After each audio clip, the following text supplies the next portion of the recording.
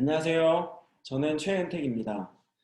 이번 학예학술대회 그리고 아주 특별한 방식으로 진행되는 학회에서 그리고 또 여러 교수님들 앞에서 분과 발표를 맡게 되어서 참으로 기쁘고 영광스럽게 생각을 합니다. 막상 녹화를 하려고 하니까 굉장히 떨리기도 하는데요. 부족한 부분은 넓은 마음으로 이해해 주시기를 부탁드립니다. 저는 코로나19 시대의 기독교적 가정 영성 교육 모형이라는 주제로 연구를 진행하였는데요. 공유 화면을 보여드리면서 발표를 시작하도록 하겠습니다. 다 읽으면 시간이 오래 걸릴 것 같아서 일단 밑줄 친 부분들 위주로 읽어 내려가면서 발표를 진행하도록 하겠습니다. 오늘날 우리는 혼란의 시대에 살고 있습니다. 특별히 과학기술의 급격한 발전으로 이 4차 산업혁명이 일어났고 또 이것은 유례없는 변화를 일으키고 있는데요. 또 여기에 엎친 데 덮친 격으로 이 코로나19 바이러스가 발생했습니다. 코로나19 바이러스는 2019년 12월 중국의 후베이성 우한시에서부터 시작된 원인 불명의 신종 바이러스로 현재까지 정확한 원인은 규명되지 않고 있습니다. 다만 이것은 비말이나 밀접 접촉에 의해서 감염되는 것으로 알려져 있고 빠른 속도의 변이와 전염성으로 인해서 팬데믹 사태로까지 이어지고 있습니다. 현재 이 코로나로 인한 재난의 규모와 정도는 모든 사람들의 예상을 뛰어넘고 있는데요. 백신 개발은 물론 또 이 사태가 언제 진정되고 종식될 것인지에 대해서는 아무도 알 수 없기 때문에 공포와 불안감이 계속적으로 증가하고 있습니다. 그래서 당분간 이 시대는 코로나19 시대로 정의할 수 있을 것 같습니다. 이로 인해서 오늘날 사회 모습은 기존과는 완전히 다른 형태로 변화되고 있습니다. 경제적으로 또 산업적으로 사회적으로 변화되고 있고 또 이외에도 다양한 영역들의 유례없는 변화들이 일어나고 있습니다. 이것은 특별히 종교 영역도 마찬가지입니다. 특별히 코로나19 사태로 인해서 기독교는 아주 큰 변화를 겪어야 했습니다. 가장 대표적인 변화 중 하나가 이 비대면 온라인 예배 등장입니다. 이것은 한국교회 생태에 아주 큰 충격과 변화를 일으키고 있습니다. 그동안 개신교 예배는 주로 대면 현장 예배로 진행되어 왔지만 이것으로 인해서 비대면 온라인 예배로 대체되었습니다. 특별히 지앤컴 리서치의 조사 결과에 따르면 3월 29일 주일 예배 기준으로 대부분의 교회들이 온라인 예배로 대체되었다라고 합니다. 그래서 61% 정도가 그렇게 예배를 대체하여 진행했다고 하고요.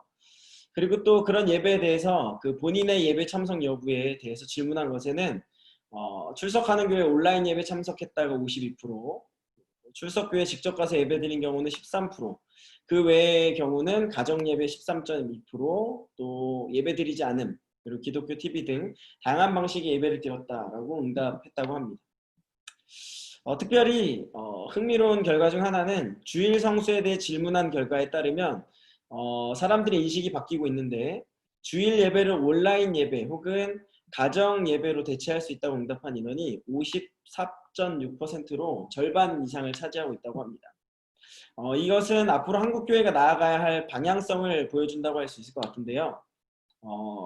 그것은 교회 형태는 물론 예배를 비롯한 신앙생활의 형태 또한 우리가 진지하게 고민하며 변화시켜야 할 필요가 있다는 것으로 보여집니다. 이처럼 큰 변화가 요구되는 시기, 한국교회는 과연 어떠한 대안을 마련해야 할 것인가?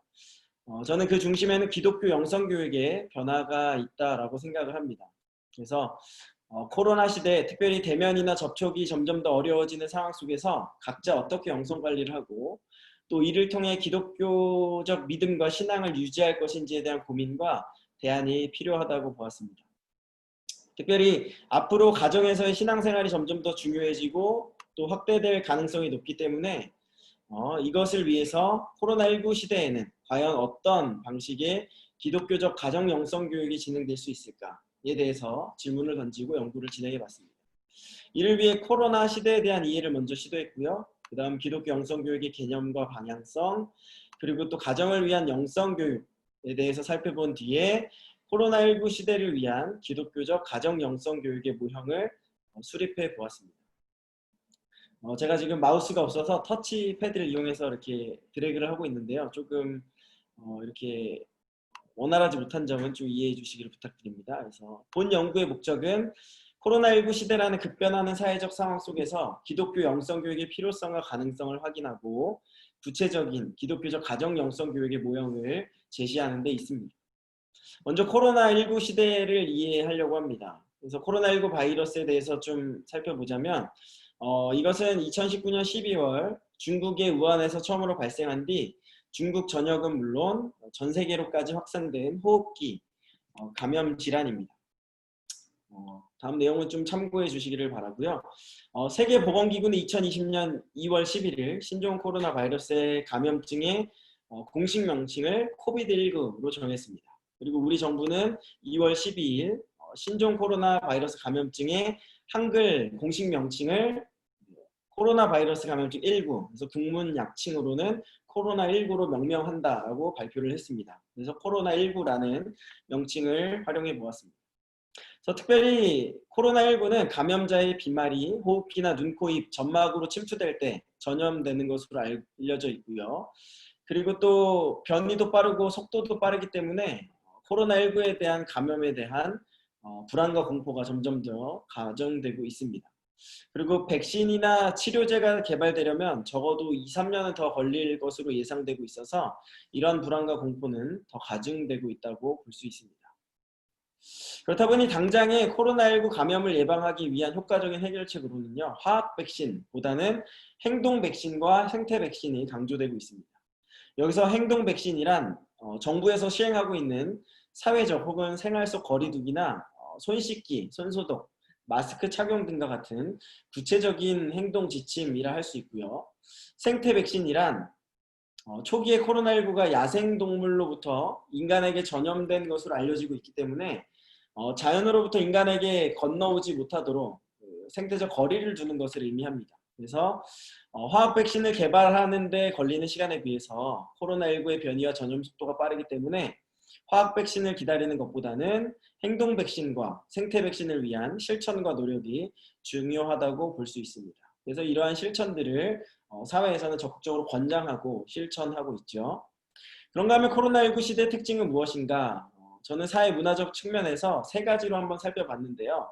먼저 첫 번째는 뉴 노멀로서 비대면, 곧 언컨택트 문화의 확산이라고 보았습니다. 여기서 언컨택트란 사람과 사람 사이에 직접적인 연결이나 접촉을 하지 않는 것을 의미하는데요. 이것은 단절이나 고립되기 위해서 형성된 것이 아니라 계속 연결되기 위하여 선택된 문화로 이해될 수 있습니다. 특별히 이러한 문화로 인해서 산업 현장에서는 코로나19 확산 방지를 위해서 거리두기의 일환으로 유연근무제, 재택근무를 시행하였고요. 이에 따라 비대면 스마트 워크의 시대가 열리기도 했습니다. 또 특별히 직장인들의 인식도 바뀌어지고 있는데요. 현재 재택근무를 원하는 직장인들의 요구가 늘어나고 있고 여러 기업들이 실제로 코로나 이후에도 주 2회에서 4회 정도 재택근무를 실시하겠노라 이렇게 선언을 하고 있다고 합니다. 그런가 하면 교육 현장에서의 변화도 일어나고 있습니다. 장기간의 개학 연기로 인해서 비대면 온라인 교육이 진행되고 있고 이로 인해서 역사상 유례가 없었던 교육 현장의 변혁이 이루어지고 있습니다. 또 앞으로의 교육은 계속해서 온라인 수업이나 원격 수업 혹은 오프라인 혼합형 수업 등의 형태로 진행될 것으로 보입니다. 그런가 하면 소비 형태도 큰 변화가 일어나고 있습니다. 기존 소비 문화는 현장 쇼핑 문화였는데 이제는 좀 온라인 쇼핑 문화로 바뀌어지고 있고 이러한 문화 또한 또 변화 또한 당분간 지속될 것으로 보여지고 있습니다. 그런가 하면 두 번째 특징은 홈 루덴스 현상의 확산입니다. 여기서 홈 루덴스란 놀이하는 인간, 호모 루덴스에서 파생된 것으로서 외부 활동보다는 집에서 놀이하는 인간을 의미하는데 코로나 사태로 인해서 이런 현상이 확산되고 있다는 겁니다. 그래서 특별히 일상생활로부터 취미생활에 이르기까지 대부분 집에서 이루어지다 보니까 쇼핑, 여행, 레저 등의 소비 형태는 물론 대인관계의 변화와 사회구조의 변화가 야기되고 또 계속적으로 변화될 것으로 예상되고 있습니다. 분명한 것은 사람들이 앞으로도 이 사회적 거리두기에 대한 확실한 개념을 가지고 단기적으로 많은 사람들이 모이는 장소를 피하려고 할 것이고 또 이것은 교회 생활에까지 영향을 줄 것으로 보입니다. 그래서 특별히 교회 활동을 꺼리는 부모 세대 등장과 더불어 그러한 영향을 받는 자녀들이 지속적으로 증가할 것으로 보이고 문제는 이것이 교회 인구 감소는 물론 교회학교 감소 속도에도 악영향을 줄 수 있다라는 겁니다. 이러한 시대적 특징과 변화는 교회가 민감하게 받아들이고 적절하게 대응을 할 필요가 있어 보입니다. 마지막 코로나 시대 특징으로는 가정 문제의 심화를 들 수 있습니다. 현대 가정은 사회 변화와 함께 이미 다양한 문제들을 겪어왔습니다. 전통적 형태의 대가족 가정이 핵가족 형태로 바뀌는가 하면 이혼 가정, 1인 가정, 한부모 가정, 다문화 가정 등 새로운 형태의 가정들이 증가하고 또 가정의 기능이나 역할 등의 많은 변화가 일어났으며 부모와 자녀 간의 소통 부족과 부재 등의 문제가 발생되고 있습니다. 더 큰 문제는 코로나19로 인해서 가정에서 보내는 시간이 많아지다 보니까 또 다른 형태의 문제들이 추가적으로 발생되고 있다는 것인데요. 대표적인 것은 부부 갈등으로 인한 이혼율의 증가, 그리고 아동학대, 또 교육 양극화의 문제를 들 수 있습니다. 이 근거들은 본문을 참고해 주시고요. 이처럼 다양한 형태의 가정 문제가 발생되고 있는데 이러한 상황 속에서 적절한 대응이 필요합니다. 이를 위해서 다양한 고민과 변화가 필요한데 특별히 기독교 가정에서의 영성 교육도 그러하다라고 생각을 해봤습니다. 그래서 기독교 영성 교육과 가정 영성 교육에 대해서 좀 살펴보자면 먼저 기독교 영성 교육의 개념과 방향성에 대해서 살펴볼 필요가 있을 것 같습니다. 영성에 대한 내용들 그리고 또 그 배경들에 대해서는 지문을 참고해 주시고요. 중요한 내용 위주로 좀 설명을 하겠습니다. 영성이란 개념은 영성을 연구하는 학자들 간의 학문적 배경과 관심에 따라 다양한 해석이 가능하고 또 일정한 신학적 증거나 지표가 마련되어 있지 않기 때문에 그 의미를 정확하게 규정한다는 것은 현실적으로 매우 어려운 과제입니다. 그럼에도 불구하고 간략하게 규정해 보자면 하나님 혹은 신적인 요소가 포함되어 있다면 종교적인 영성, 그리고 그렇지 않다면 비종교적인 영성이라고 구분할 수 있는데요. 기독교 영성에 대해서 보자면 먼저 통념적으로 기독교 영성은 전통적으로 계승된 신앙인의 자세, 정신 혹은 가치체계라고 이해되고 있습니다. 이는 기독교적 생활 양식, 수련법, 통찰, 문화, 상징체계 등을 의미한다고 볼 수 있는데요. 원적으로는 기독교 영성이라는 개념은 초대교회 문헌에 나타난 라틴어 스피리추알리타스로부터 기인하는데 이는 성서의 스피릿, 영 개념에 기반을 두고 있습니다.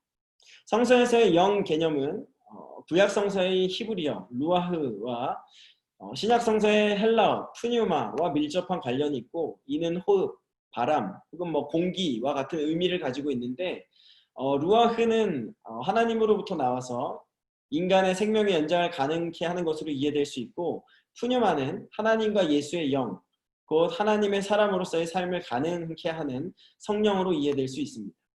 이를 기반으로 기독교 영성의 개념을 정의해 보자면 개인과 신앙 공동체가 성서에 나타난 삼위일체 하나님을 통하여 기독교적 생명을 연장하고 하나님과 사람으로서 하나님의 사람으로서 자기를 초월하여 하나님은 물론 하나님의 창조 세계로서 세상과 타 존재와의 진정한 관계를 추구하는 실존적이면서도 통전적인 본성 혹은 그 구체적인 존재 양식, 삶과 실천이라고 할 수 있습니다. 이러한 정의를 바탕으로 기독교 영성의 특징을 세 가지로 요약해보자면 먼저 첫 번째는 본질적인 것이라기보다는 관계적인 것입니다. 특별히 삼위일체 하나님과의 관계 속에서 성립되는 것, 그것이 기독교의 영성이라는 거고요. 두 번째는 성서적이라는 겁니다. 그래서 기독교 영성에서 영이라는 개념이 성서의 기초에 있기 때문에 그리고 또 성서에서 등장하는 루아흐와 푸뉴마 또 이외에도 다양한 이미지들이 성서에는 제공되고 있는데 이것들을 통해서 다양한 기독교 영성의 개념들이 제시되고 있기 때문에 기독교 영성은 성서적이라고 할 수 있습니다. 그런가 하면 마지막으로 기독교 영성은 개인적임과 동시에 공동체적이고 사회적이라는 겁니다.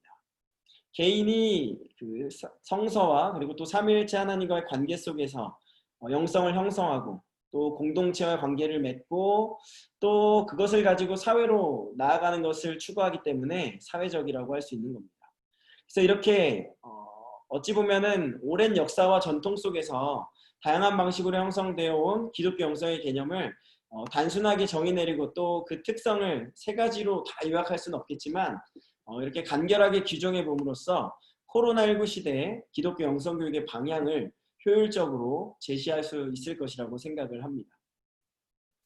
이 부분은 좀 넘어가도록 하겠고요.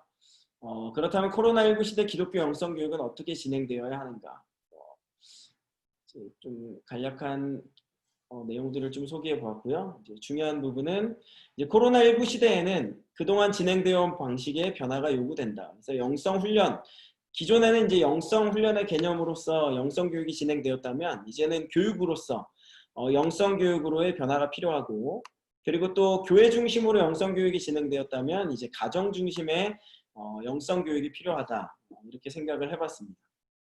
그래서 교육적 차원의 접근이 보다 폭넓은 교육과 더불어 학습자들의 참여와 변화를 효율적으로 이끌어낼 수 있기 때문이고, 그리고 코로나19 시대에는 대면 만남과 접촉이 어렵기 때문에 또 이것이 장기화될 것이라고 전망되고 있기 때문에 교회보다는 가정에서의 관리, 생활이 중요해지고 있어서 이런 변화가 요구된다라고 생각을 해볼 수 있습니다.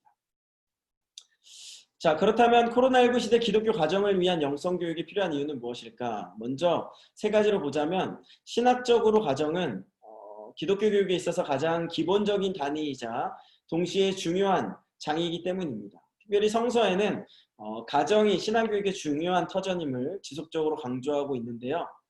네, 오늘날 그럼에도 불구하고 가정에서의 신앙교육은 제대로 이루어지기 어려운 상황입니다. 산업화에 의해 분업화되면서 이렇게 종교적 기능이 종교기관에 또 교회에 넘겨졌기 때문에 이런 교육이 가정에서 제대로 이루어지기 어려운 상황이 되었다라는 거죠. 근데 이제는 이런 것들을 좀 바꾸어서 교회에서 가정에서 더 잘 이루어질 수 있도록 교육이 진행될 필요가 있다라는 겁니다. 그런가 하면 두 번째 이유는 사회적으로 오늘날 여러 가정들은 다양한 문제들을 겪고 있기 때문입니다. 이 코로나19 사태 이후에 이혼율의 증가, 아동학대 등의 문제가 이 사회 이슈로 떠오르고 있습니다. 그러다 보니까 가정, 교회의 연계가 굉장히 중요한 것으로 떠오르고 있는데요. 가정과 교회가 연계하여서 특별히 가정을 위한 교육을 제공해 줌으로써 이제 이런 문제들을 좀 해결할 필요가 있다라고 보았습니다. 그런가 하면 세 번째는 문화적인 측면에서 가정은 여가 문화의 중요한 공간이 되고 있기 때문에 가정에서의 기독교 영성교육이 중요하다라고 보았습니다. 그래서 가정에서 이러한 방식으로 영성생활을 할 수 있도록 교육적 지원을 하는 것이 오늘날 기독교 영성교육으로서 새로운 일상의 문화를 만들어내는데 도움이 될 수 있을 것이라고 생각을 해봤습니다. 특별히 기독교 영성은 그 성서와 그리고 성서에 나타난 삼위일체 하나님과의 관계를 기반으로 하기 때문에 성서를 가지고 가정에서 할 수 있는 새로운 문화로서 기독교 영성교육이 지원될 필요가 있다라고 보았습니다. 특별히 기독교 영성은 그 성서와 또 삼위일체 하나님과의 관계도 중요하지만 또 통전성이 필요하기 때문에 전통적 성서 읽기 방식인 성경 통독, 특별히 이제 이것은 정신적 영역이 강조된다고 봤는데요. 이것보다는 이제 육체적 영역도 포함될 수 있는 새로운 방식의 어떤 수행성이 필요하겠다라고 생각을 해봤습니다. 그래서 이를 위해서 필요한 교육 방법은 저는 이제 비블리오 드라마라고 생각을 해봤습니다. 특별히 여기서 비블리오 드라마란 이 성서를 뜻하는 비블리온과 이 드라마의 합성으로 이 성서와 독자의 경험을 연결하고 독자로 하여금 새로운 깨달음으로 나아가도록 돕고자 하는 시도, 이것이 비블리오 드라마라고 할 수 있는데 이것을 통해 참여자들은 기도와 명상, 해석적인 접근을 할 수 있을 뿐만 아니라 성서의 내용과 맥락 속에서 자신의 경험을 연결하는 방식을 배울 수 있어서 효과적이라고 할 수 있습니다. 간략한 배경과 또 소개가 있습니다.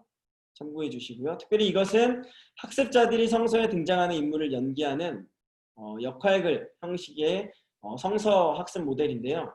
기존 성서 연구 한계였던 3인칭 시점에서 벗어나 이제 2인칭 시점, 곧 성서와 학습자, 이 독자 사이의 관계를 나와 너의 관계에서 바라볼 수 있게 하며, 또 특별히 논리적인 요소를 통해서 참가자들의 자발성을 극대화하고 도출되는 결과 그 자체보다는 공동체 학습 가운데 일어나는 역동적인 체험을 중요시하고 있기 때문에 이것이 가정 영성 교육의 방법으로 아주 효과적이고 중요한 방법이라고 생각을 해봤습니다.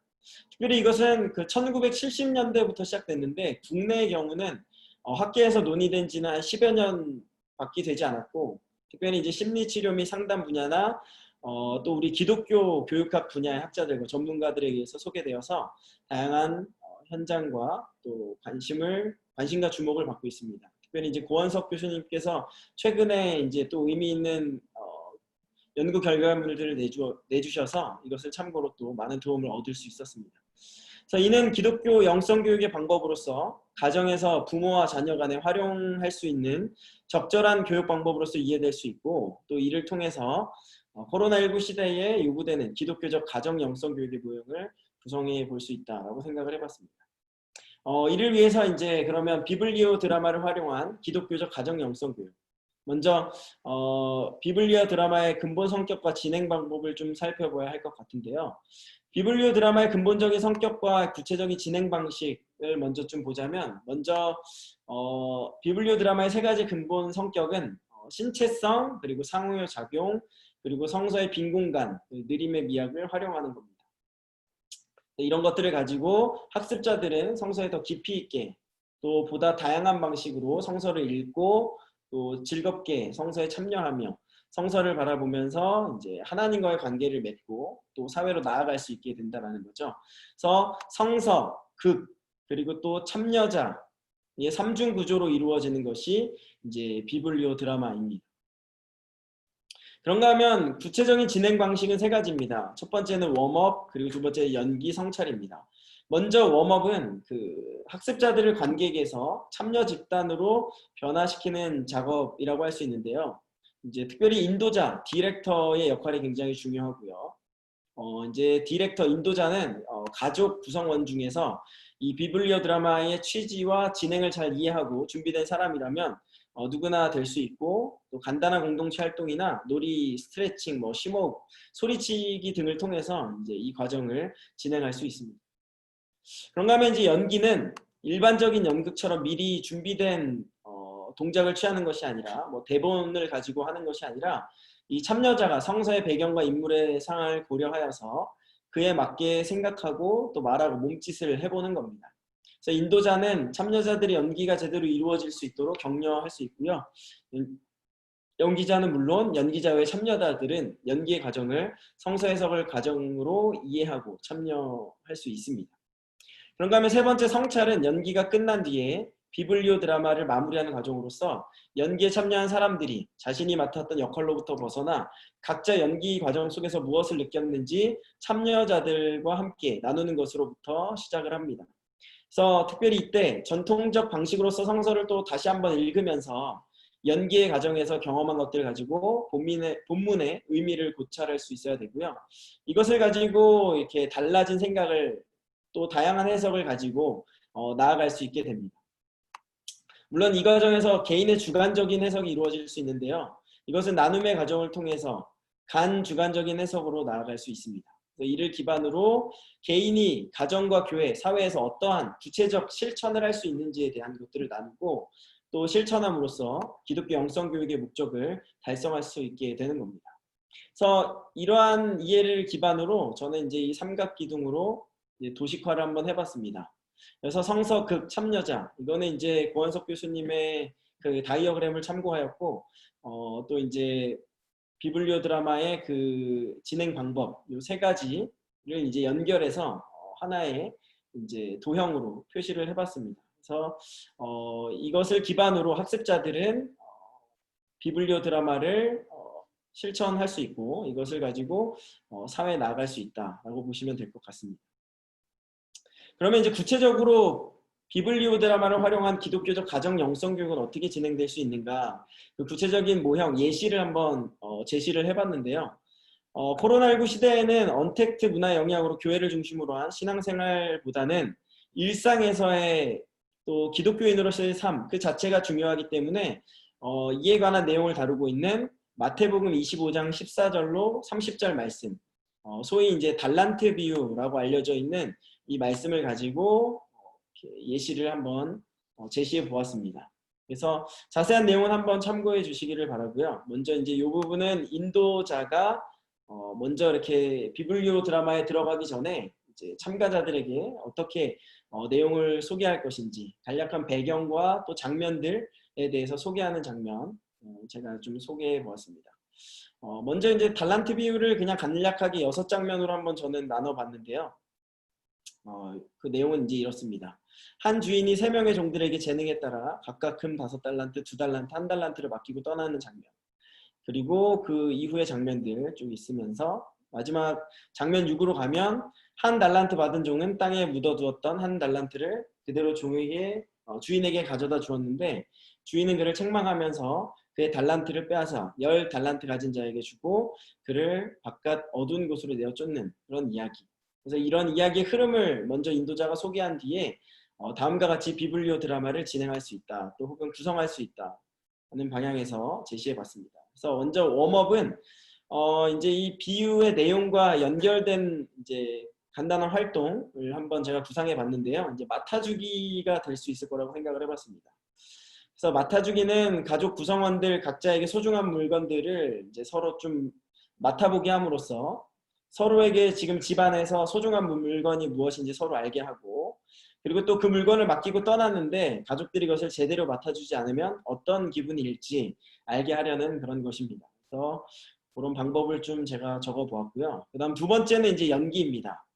웜업을 마쳤다면 이제 연기 단계에 들어갈 수 있는데 인도자는 가족 구성원 수에 따라서 적절하게 역할을 분배할 수 있고 가위바위보, 제기뽑기, 뭐 사다리 게임 등으로 역할을 분배할 수 있다. 그래서 이제 역할이 분배되면 이제 연기를 할 수 있도록 인도자가 진행을 할 수 있게 되는데요.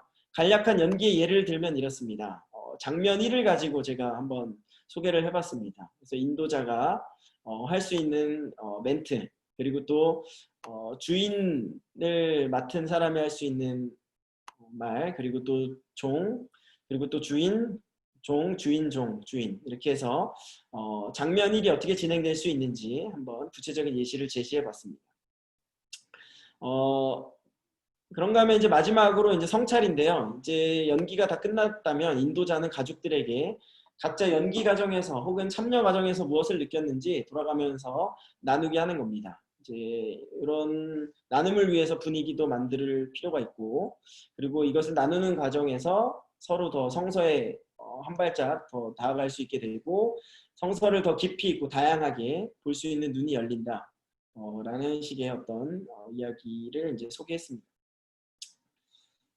그래서 나가는 말을 보시면 이상과 같이 본 연구는 코로나19 시대 한국교회 위기 상황을 극복하기 위한 방안으로서 비블리오 드라마를 활용한 기독교적 가정 영성 교육의 모형을 제시해 보았습니다. 그래서 이제 본 연구 학문적 의의는 다음과 같습니다. 첫째, 코로나19 사태가 장기화됨에 따라 여러 가지 문제가 발생되고 있는데 기독교 교육의 영역에서 이 문제를 해결하기 위한 대안적 연구를 진행했다는 것이고 둘째는 기독교 교육학 분야에서 이 코로나19 시대에 대한 분석적 이해를 시도했다는 것이며 셋째는 코로나19 시대를 맞아서 기독교 교육의 현장을 위한 구체적이면서도 현실적인 연구가 필요한데 본 연구가 그중 하나라는 겁니다. 이런 세 가지 정도로 이제 학문적 의의를 찾을 수 있을 것 같고요. 아무래도 짧은 소고의 특성상 다음과 같은 연구의 한계와 추가 과제 또한 있음을 제시했습니다. 첫째는 효과적인 가정 영성 교육이 진행되기 위해서는 부모의 의식이 중요한데 이런 부분을 좀 다루어줘야 될 필요가 있고요. 둘째는 비블리오 드라마를 활용한 기독교 영성 교육이 제대로 이루어지기 위해서는 좀 더 구체적이면서도 다양한 커리큘럼과 교재 개발이 필요하다라는 겁니다. 이를 위해서는 주제별, 인물별, 절기별 등 교재는 물론 또 이제 저희 감리교 제가 속한 교단은 감리교단인데 감리교단 같은 경우는 이제 뭐 하늘 양식 또 가정 예배서가 있습니다. 이런 것들을 대체할 교재 개발이 필요하다라는 겁니다. 그리고 마지막으로는 오늘날의 가정은 1인 가정 또 한부모 가정 그리고 다문화 가정 등 다양한 형태로 공존하고 있기 때문에 이를 고려한 추가적인 기독교 영성교육 연구와 실천이 필요하다라는 겁니다. 그래서 이렇게 당장은 갑작스러운 변화에 여러 가지 혼란과 어려움을 겪고 있지만 앞으로 이러한 고민과 연구, 실천들이 계속된다면 긍정적으로 위기를 헤쳐나갈 수 있을 것이라고 보았습니다. 네, 어떻게 그 발표를 잘 이렇게 들으셨는지 모르겠습니다. 제가 또 이렇게 처음 하고 또 이렇게 이제 공유하면서 발표를 진행하다 보니까 미숙한 부분도 있었던 것 같은데요. 너그러이 봐주시고, 그리고 또 이제 궁금하신 부분이나 또 논찬, 또 우리 조은아 교수님께서 이렇게 또 특별히 귀한 논찬을 맡아주셨는데, 다시 한번 또 이 자리를 빌어서 감사를 드리고요. 또 논찬과 또 토의는 또 이제 학회 자리에서 학회 시간에 만나서 뵙도록 하겠습니다. 긴 시간 들어주셔서 감사하고요. 여기서 마치도록 하겠습니다. 감사합니다.